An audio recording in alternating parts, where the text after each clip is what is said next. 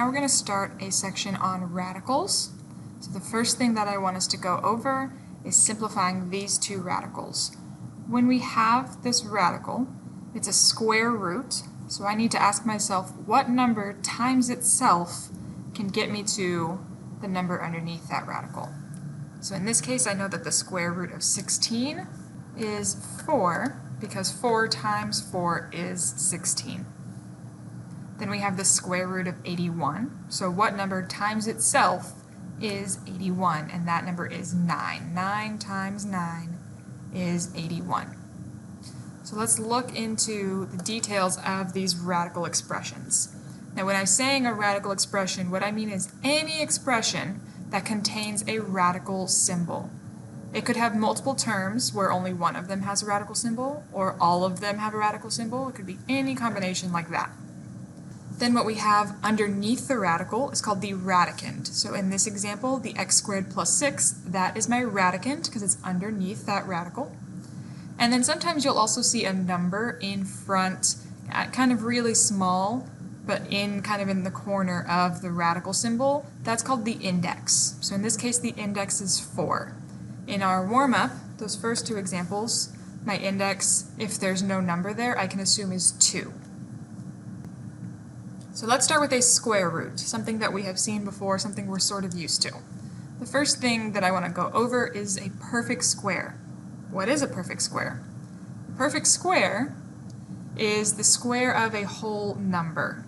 So here are a bunch of examples of perfect squares that are going to be really, really helpful for you to just know. So maybe some of these you already know, but there are a few more that you need to memorize. So let's focus on memorizing those so that we can get through a lot of these examples really quickly. So you may already be familiar with the first, say, 12 or so, but then keep going until we at least get to the 15th one, because that's going to really help you in a lot of these examples. So the square root of 144 is 12. 169, the square root of that is 13. The square root of 196 is 14. The square root of 225 is 15. Now let's talk about actually simplifying these radicals. When I'm simplifying a radical expression, we're going to focus first on square roots.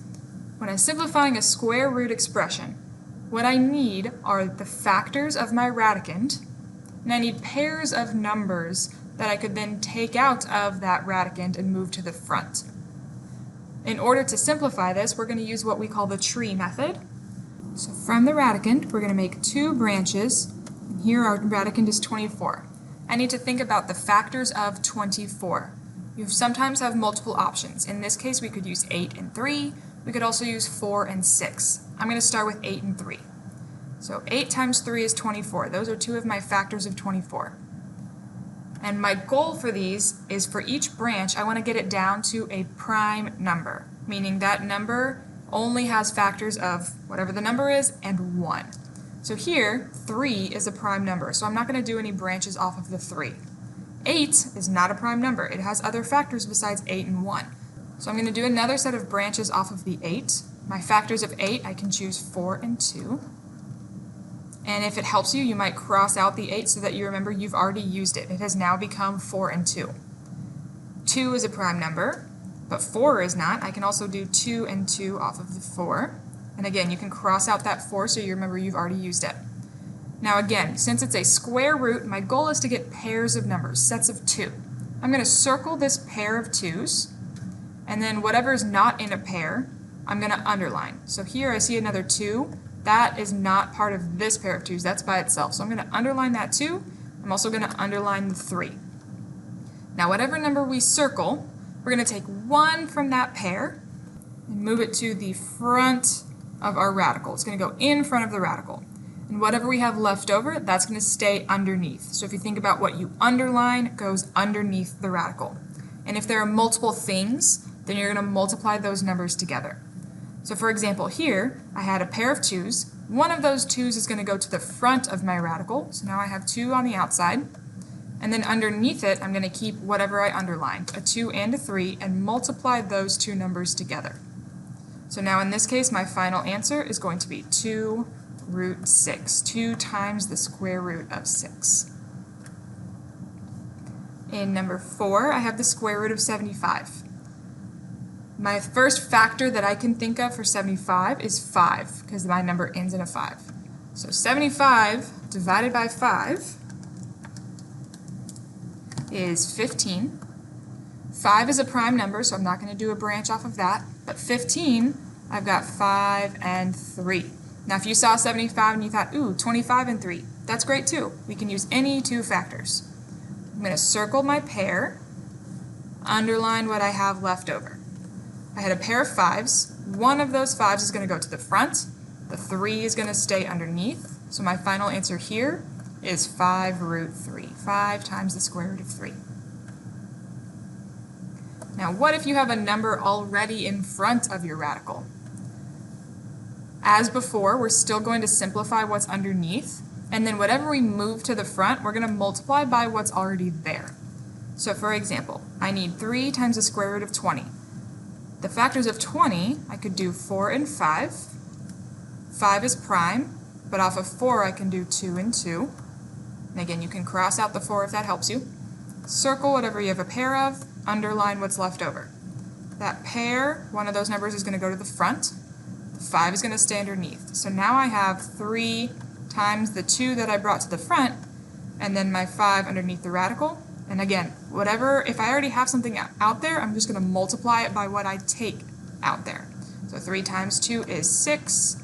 Our final answer is 6 root 5. Let's see, one more like that. 5 times the square root of 60. It ends in a 0, so my first thought is 10. I'm going to use one of my factors as 10. 10 times something. 10 times 6 is 60. My factors of 10 are 5 and 2. I'm going to cross out my 10. Factors of 6 are 2 and 3. Cross out your 6. I see a pair of 2's, and then I have a 5 and a 3 left over. One of those 2's is going to go to the front with the 5 that's already there. So I have 5 times 2 on the outside. And underneath, I'm going to keep whatever I underlined. That's a 5 and a 3, and we're also going to multiply those. So our final answer here is 10 root 15.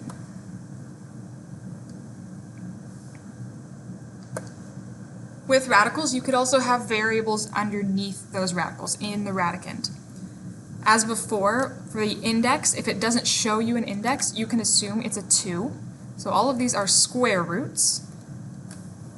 And when I have a variable, what I'm going to do is figure out how many times my index goes into the exponent of that variable.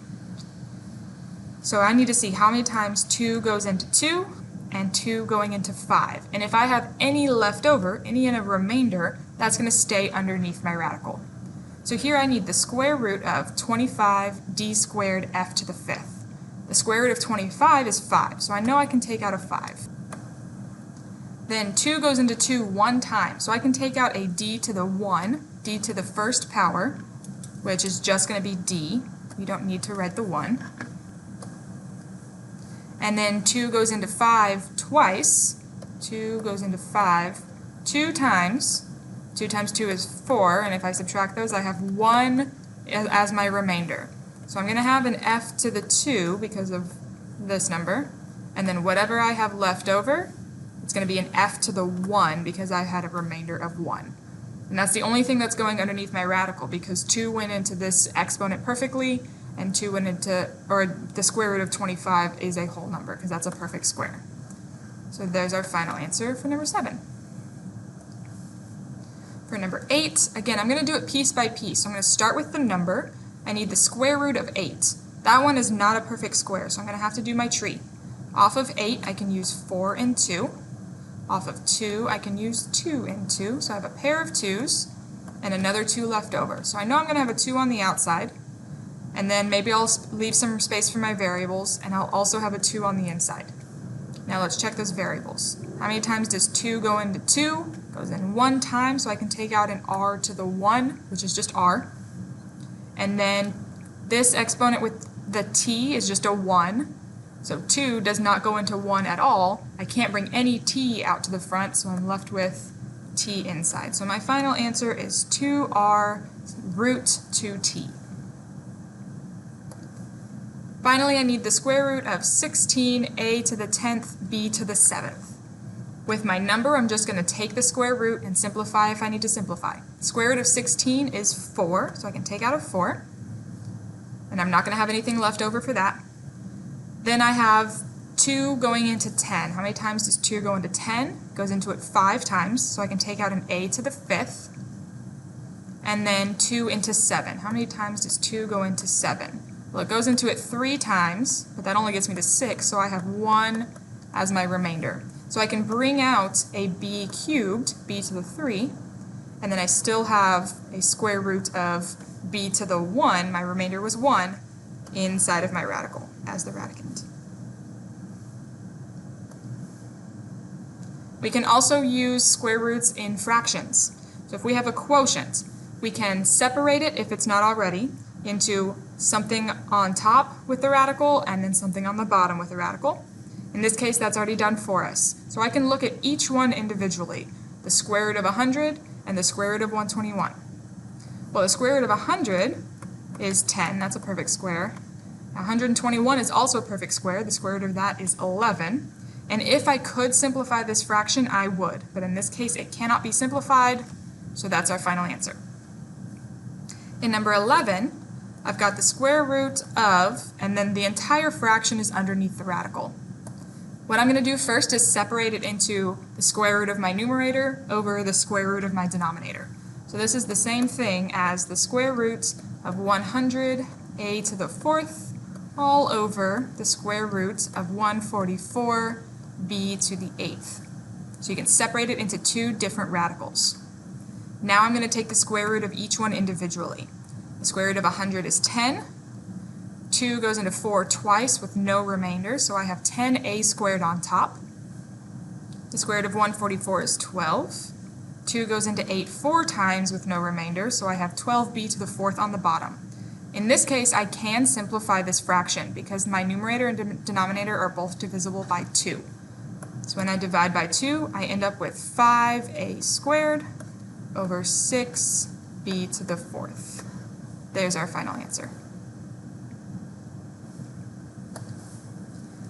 Now I want to look ahead a little bit to having different indices, a different index besides 2. In this case, I have a 3. So before, when we were doing a square root, when the index was 2, I was looking for pairs of numbers, sets of 2. Now, since my index is 3, I need sets of 3 of the same number. So just like before, I'm going to find the factors of these numbers, and then I'm going to circle any sets of 3 instead of any pairs.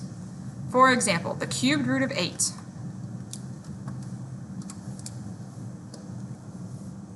My factors of 8 are 4 and 2.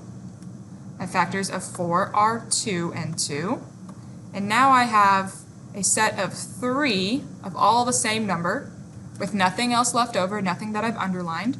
So my final answer here is just 2, because I had a set of 3 of the same number, that number was 2. So here, the cubed root of 8 is 2. And if you think about it, 2 times 2 times 2 is 8. The next one, I still want a cubed root, but this time I want the cubed root of 27. So I'm going to figure out my factors of 27. That would be 9 and 3. And the factors of 9 are 3 and 3. Crossing out that 9. Ooh, I see a set of 3 numbers. One from that set is going to go to the front of my radical. This time I still don't have anything left over, so my final answer is just 3. So this is a perfect cube, because we end up with a whole number. Then I want the 4th root of 81. So I need sets of 4 of the same number this time. From 81, my factors I could use are 9 and 9, because 9 times 9 is 81. If this was a square root, then I'd be done. It would just be 9. But I want a 4th root, so let's keep going. From 9, I can use 3 and 3. Now I have a set of 4 of the same number. Again, I take 1 from each set. That goes to the front. There's nothing left over, so we have a perfect 4th root, and that is 3.